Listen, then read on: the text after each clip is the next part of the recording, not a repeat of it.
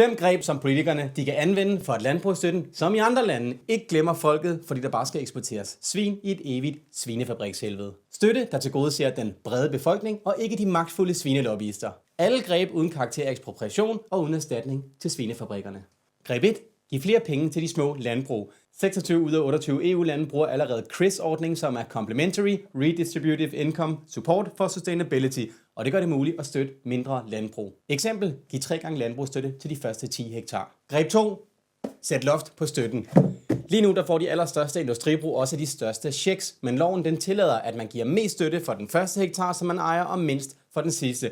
Og så kan der også lægges et loft på den støtte, som man kan modtage.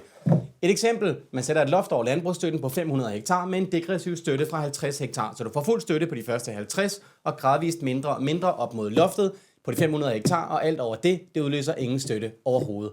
Det her greb alene, det vil gøre industri storskala svineproduktion mindre rentabel, og så vil det frigive penge til nogle borgergunstige initiativer, og så vil det skabe en demokratisering af jorden. Tredje greb.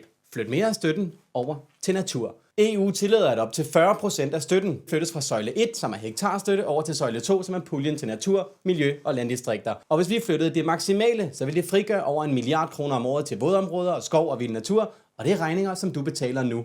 Og du vil også betale dem i fremtiden, men så vil det være med penge fra landbrugsstøtten, så du ikke skulle tømme lommerne 2 gange. Eller vi kunne bruge dobbelt så meget på natur, for de samme af dine penge. Greb 4. Gør den grønne støtte ægte grøn.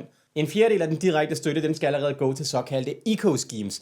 Det er ordninger, der skal være grønne, men meget af det bliver bare ting, som landbruget allerede gør. Målret pengene mod det, der virker. Natur, som kan ses og mærkes. Greb 5. Stil krav for pengene. Al støtte det er betinget af en række grundkrav. Det kaldes konditionalitet. Hvis ikke du overholder dem, så ryger støtten. Det gør den så ikke, men det var meningen, at den skulle det. Hvis vi nu antager, at kontrollerne de kommer til at virke igen, så vil det her selvfølgelig også virke. Skærp kravene for, hvordan man skal drive sit landbrug for at kunne modtage landbrugsstøtte.